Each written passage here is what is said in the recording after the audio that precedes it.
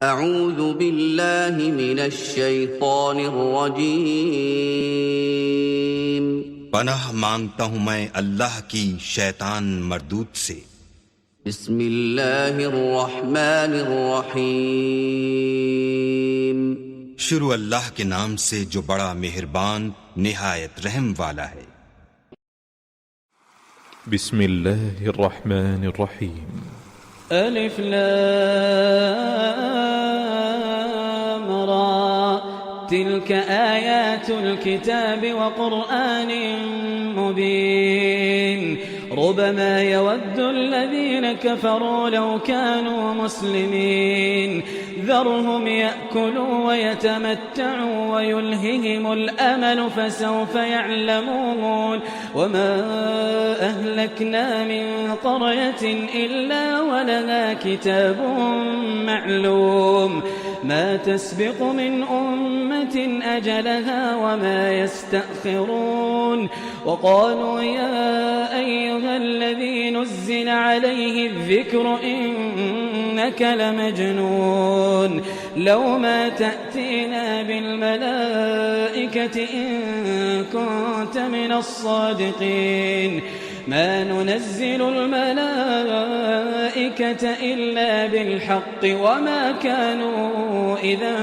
منظرين إنا نحن نزلنا الذكر وإنا له لحافظون ولقد أرسلنا من قبلك في شيع الأولين وما يأتيهم من رسول إلا كانوا به يستهزئون كذلك نسلكه في قلوب المجرمين لا يؤمنون به وقد خلت سنة الأولين ولو فتحنا عليهم بابا من السماء فظلوا فيه يعرجون لقالوا إنما سكرت أبصارنا بل نحن قوم مسحورون। शुरू अल्लाह का नाम लेकर जो बड़ा मेहरबान निहायत रहम वाला है। अलिफ लाम रा, ये अल्लाह की किताब और कुरान रोशन की आयतें हैं। किसी वक्त काफिर लोग आरजू करेंगे कि ऐ काश वो मुसलमान होते। ऐ नबी, उनको उनके हाल पर रहने दो कि खा पी लें और फायदे उठा लें और लंबी लंबी आरजुएं उनको दुनिया में मशगूल किए रखें। आखिरकार उनको इसका अंजाम मालूम हो जाएगा। और हमने कोई बस्ती हलाक नहीं की मगर उसका वक्त मुकर्रर लिखा हुआ था। कोई उम्मत अपनी मुद्दत मुकर्ररा से न आगे निकल सकती है और न पीछे रह सकती है। और कुफ्फार कहते हैं कि ऐ शख्स जिस पर नसीहत की किताब नाजिल हुई है, तू तो दीवाना है। अगर तू सच्चा है तो हमारे पास फरिश्तों को क्यों नहीं ले आता? कह दो, हम फरिश्तों को नाजिल नहीं किया करते मगर हक के साथ, और उस वक्त उनको मोहलत नहीं मिलेगी।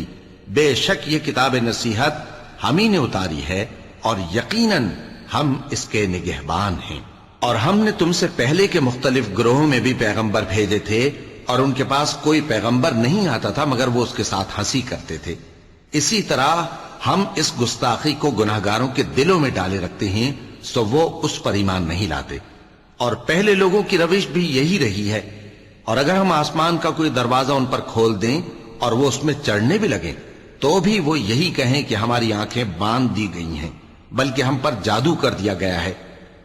वलक़द जअलना फ़िस्समाइ बुरूजन वज़य्यन्नाहा लिन्नाज़िरीन वहफ़िज़नाहा मिन कुल्लि शैतानिर रजीम इल्ला मन इस्तरक़ अस्समअ फ़अत्बअहु शिहाबुन मुबीन वल्अर्ज़ मददनाहा वअल्क़यना फ़ीहा रवासिय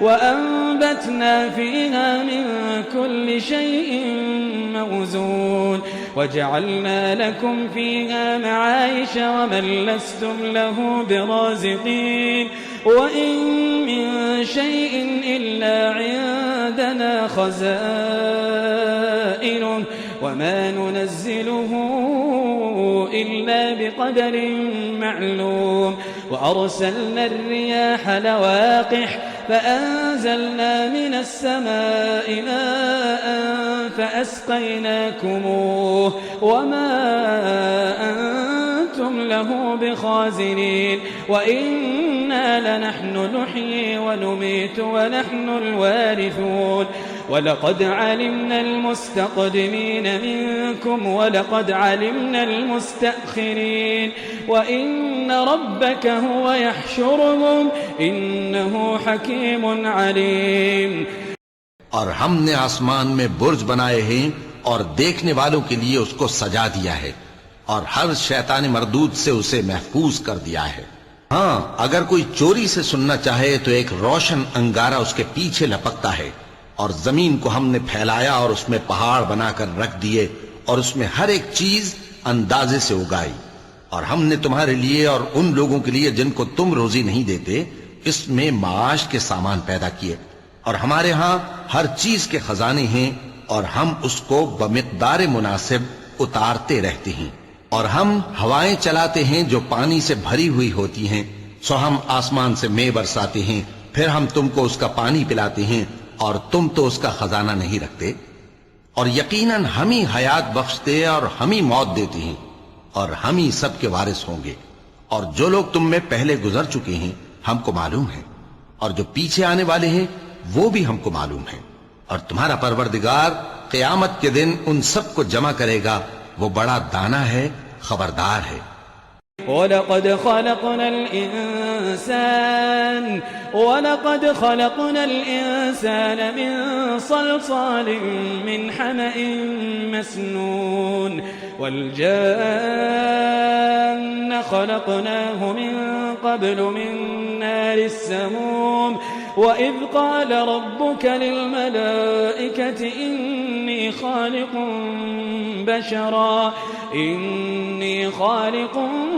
بشرا من صلصال من حمأ مسنون فإذا سويته ونفخت فيه من روحي فقعوا له ساجدين فسجد الملائكة كلهم أجمعون إلا إبليس أبى أن يكون مع الساجدين قال يا إبليس ما لك ألا تكون مع الساجدين قال لم أكن لأسجد لبشر خلقته من صلصال من حمأ مسنون قال فاخرج منها فإنك رجيم وإن عليك اللعنة إلى يوم الدين قال رب فأنظرني إلى يوم يبعثون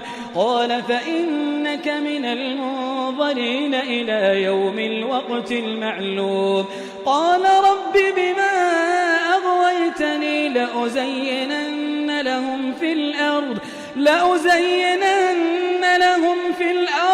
ولأغوينهم أجمعين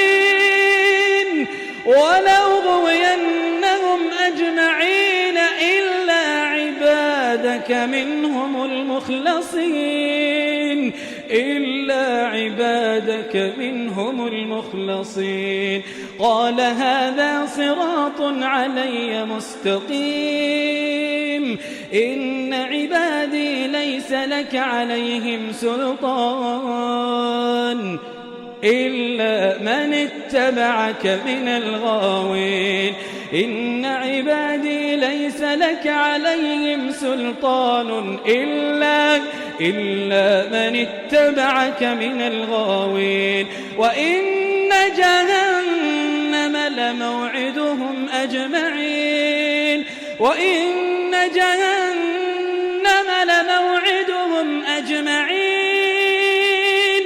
لها 7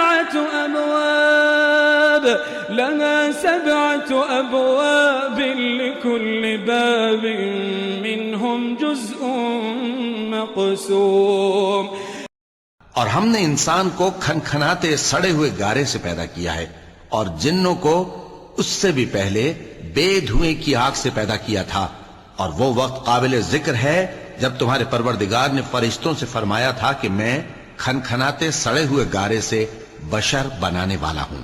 बस जब मैं उसको दुरुस्त कर लूं और उसमें अपनी तरफ से रूह फूंक दूं तो उसके आगे सजदे में गिर पड़ना। चुनाचे फरिश्ते तो सब के सब सजदे में गिर पड़े, मगर शैतान कि उसने सजदा करने वालों के साथ होने से इनकार किया। फरमाया, ए इब्लीस, तुझे क्या हुआ कि तू सजदा करने वालों में शामिल न हुआ? उसने कहा, मैं ऐसा नहीं हूं कि इंसान को जिसको तूने खनखनाते सड़े हुए गारे से बनाया है सजदा करूं। फरमाया, यहां से निकल जा कि अब तू मरदूद है और तुझ पर क़यामत के दिन तक लानत बरसेगी। उसने कहा कि परवरदिगार, मुझे उस दिन तक मोहलत दे जब लोग मरने के बाद जिंदा किए जाएंगे। फरमाया, अच्छा, सो तुझे मोहलत दी जाती है वक्त मुकर्रर यानी क़यामत के दिन तक। उसने कहा कि परवरदिगार, जैसा तूने मुझे भटका दिया है, मैं भी जमीन में लोगों के लिए गुनाहों को आरास्ता करके दिखाऊंगा और सबको बहकाऊंगा। हां, उनमें जो तेरे खास बंदे हैं उन पर मेरा काबू चलना मुश्किल है। फरमाया कि मुझ तक पहुंचने का यही सीधा रास्ता है। जो मेरे खास बंदे हैं उन पर तुझे कुछ कुदरत नहीं कि उनको गुनाह में डाल सके। हां, बदराहों में से जो तेरे पीछे चल पड़े, और उन सब के वादे की जगह जहन्नम है। उसके 7 दरवाजे हैं, हर एक दरवाजे के लिए उनमें से अलग अलग हिस्सा है। इन्नल मुत्तकीन फी जन्नातिन व उयून, इन्नल मुत्तकीन फी जन्नातिन व उयून, उदखुलूहा बिसलामिन आमिनीन, उदखुलूहा बिसलामिन आमिनीन, ونزعنا ما في صدورهم من غل إخوانا على سرر متقابلين لا يمسهم فيها نصب وما هم منها بمخرجين. نبئ عبادي أني أنا الغفور الرحيم. نبئ عبادي أني أنا الغفور الرحيم وأن عذابي هو العذاب الأليم. ونبئهم عن ضيف إبراهيم إذ دخلوا عليه فقالوا سلاما قال إنا منكم وجلون قالوا لا توجل إنا نبشرك بغلام عليم قال أبشرتموني على أن مسني الكبر فبم تبشرون قالوا بشرناك بالحق فلا تكن من القانطين قال ومن يقنط من رحمة ربه إلا الضالون. قال فما خطبكم أيها المرسلون قالوا إنا أرسلنا إلى قوم مجرمين إلا آل لوط إنا لمنجوهم أجمعين إلا امرأته قدرناها إنها لمن الغابرين. जो मुत्तकी हैं वो बागों और चश्मों में होंगे, उनसे कहा जाएगा कि उनमें सलामती और अमन इत्मीनान से दाखिल हो जाओ और उनके दिलों में जो कदूरत होगी हम उसे निकाल देंगे, गोया भाई भाई मसनदों पर एक दूसरे के सामने बैठे हों। न उनको वहां कोई तकलीफ पहुंचेगी और न वो वहां से निकाले जाएंगे। ऐ पैगंबर, मेरे बंदों को बता दो कि मैं बड़ा बख्शने वाला हूं, बड़ा मेहरबान हूं, और ये कि मेरा अजाब भी दर्द देने वाला अजाब है। और उनको इब्राहिम के मेहमानों का अहवाल सुना दो। जब वो इब्राहिम के पास आए तो सलाम कहा। उन्होंने कहा कि हमें तो तुमसे डर लगता है। मेहमानों ने कहा कि डरिए नहीं, ہم آپ کو ایک دانشمند لڑکے کی خوشخبری دیتے ہیں۔ وہ بولے کہ جب مجھے بڑھاپے نے آ پکڑا تو تم خوشخبری دینے لگے، اب کاہے کی خوشخبری دیتے ہو؟ انہوں نے کہا کہ ہم آپ کو سچی خوشخبری دیتے ہیں، سو آپ مایوس نہ ہوں۔ ابراہیم نے کہا کہ اللہ کی رحمت سے مایوس ہونا تو گمراہوں کا کام ہے۔ پھر کہنے لگے کہ فرشتوں، تمہارا اصل کام کیا ہے؟ انہوں نے کہا کہ ہم ایک گناہگار قوم کی طرف بھیجے گئے ہیں کہ اس کو عذاب کریں، مگر لوط کے گھر والے کہ ان سب کو ہم بچا لیں گے، البتہ ان کی بیوی کہ اس کے لیے ہم نے ٹھہرا دیا ہے کہ وہ پیچھے رہ جائے گی۔ فلما جاء آل لوط المرسلون قال إنكم قوم منكرون قالوا بل جئناك بما كانوا فيه يمترون وأتيناك بالحق وإنا لصادقون فأسر بأهلك بقطع من الليل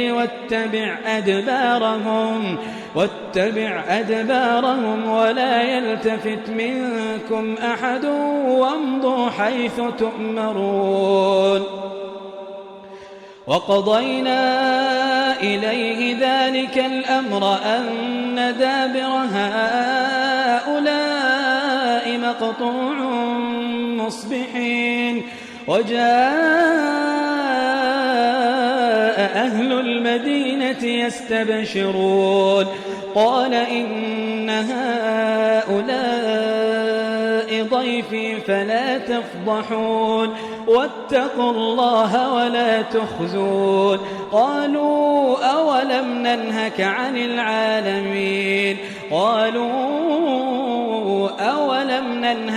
العالمين قال هؤلاء بناتي إن كنتم فاعلين لعمرك إنهم لفي سكرتهم يعمهون فأخذتهم الصيحة مشرقين فجعلنا عاليها سافلها وأمطرنا عليهم حجارة من سجيل إن في ذلك لآيات للمتوسمين وإنها لبسبيل مقيم إن في ذلك لآية للمؤمنين وإن كان أصحاب الأيكة لظالمين فانتقمنا منهم وإنهما لبإمام مبين۔ پھر جب فرشتے لوط کے گھر آئے تو انہوں نے کہا کہ تم تو ناآشنا سے لوگ ہو۔ وہ بولے کہ نہیں، بلکہ ہم آپ کے پاس وہ چیز لے کر آئے ہیں جس میں لوگ شک کرتے تھے، اور ہم آپ کے پاس یقینی بات لے کر آئے ہیں اور ہم سچ کہتے ہیں۔ تو آپ کچھ رات رہے سے اپنے گھر والوں کو لے نکلیں اور خود ان کے پیچھے چلیں، اور آپ میں سے کوئی شخص پیچھے مڑ کر نہ دیکھے، اور جہاں آپ کو حکم ہو وہاں چلے جائیے۔ اور ہم نے لوط کی طرف وہی بھیجی کہ ان لوگوں کی جڑ صبح ہوتے ہوتے کاٹ دی جائے گی۔ اور اہل شہر لوط کے پاس خوش خوش دوڑے آئے۔ لوط نے کہا کہ یہ میرے مہمان ہیں، کہیں ان کے بارے میں مجھے رسوا نہ کرنا، اور اللہ سے ڈرو اور میری بے آبروئی نہ کرو۔ وہ بولے، کیا ہم نے تم کو سارے جہان کی حمایت و طرفداری سے منع نہیں کیا؟ انہوں نے کہا کہ اگر تمہیں کرنا ہی ہے تو یہ میری قوم کی لڑکیاں ہیں، ان سے شادی کر لو۔ اے نبی، تمہاری جان کی قسم وہ اپنی مستی میں مدہوش ہو رہے تھے، سو ان کو سورج نکلتے نکلتے چنگھاڑ نے آ پکڑا، اور ہم نے ان بستیوں کو الٹ کر نیچے اوپر کر دیا اور ان پر کھنگر کی پتھریاں برسائیں۔ بے شک اس قصے میں اہل فراست کے لیے نشانی ہے، اور وہ بستیاں اب تک شام جانے والے سیدھے رستے پر موجود ہیں۔ بے شک اس میں ایمان لانے والوں کے لیے نشانی ہے۔ اور بن کے رہنے والے یعنی قوم شعیب کے لوگ بھی گناہگار تھے، تو ہم نے ان سے بھی بدلہ لیا، اور یہ دونوں شہر کھلے رستے پر موجود ہیں۔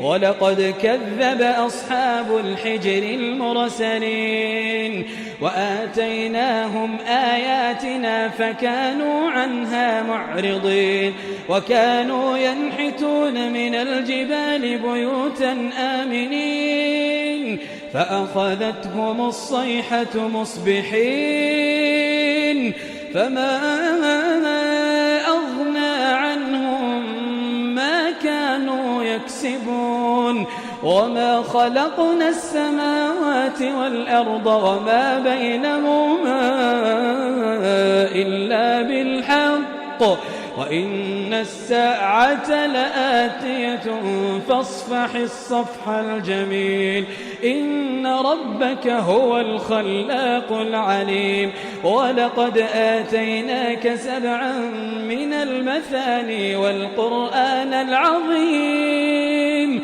لا تمدن عينيك إلى ما متعنا به أزواجا منهم ولا تحزن عليهم واخفض جناحك للمؤمنين وقل إني أنا النذير المبين كما أنزلنا على المقتسمين الذين جعلوا القرآن عضين فوربك لنسألنهم أجمعين عما كانوا يعملون فاصدع بما تؤمر وأعرض عن المشركين إنا كفيناك المستهزئين الذين يجعلون مع الله إلها آخر فسوف يعلمون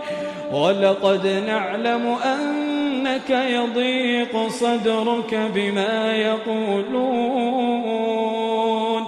فسبح بحمد ربك وكن من الساجدين واعبد ربك حتى يأتيك اليقين.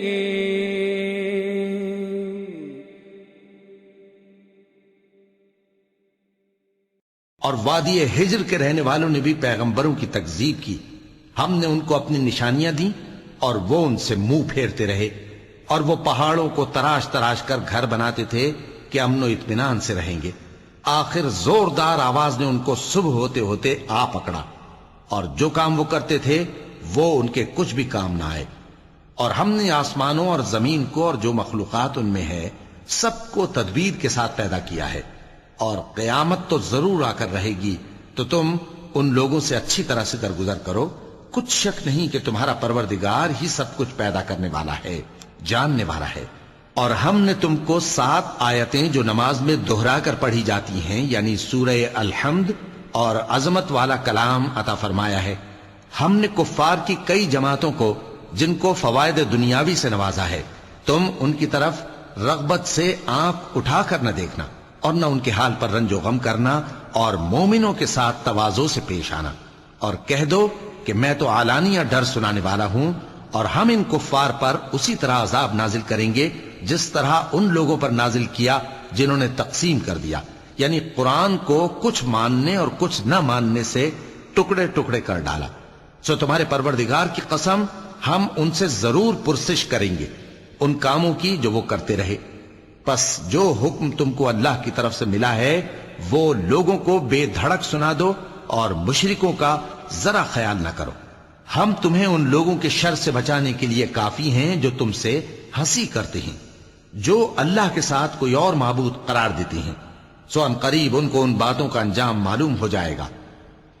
اور ہم جانتے ہیں کہ ان کی باتوں سے تمہارا دل تنگ ہوتا ہے تو تم اپنے پروردگار کی تسبیح کہتے اور اس کی خوبیاں بیان کرتے رہو اور سجدہ کرنے والوں میں سے ہو جاؤ اور اپنے پروردگار کی عبادت کیے جاؤ یہاں تک کہ تمہاری موت کا وقت آ جائے. صدق اللہ العظیم.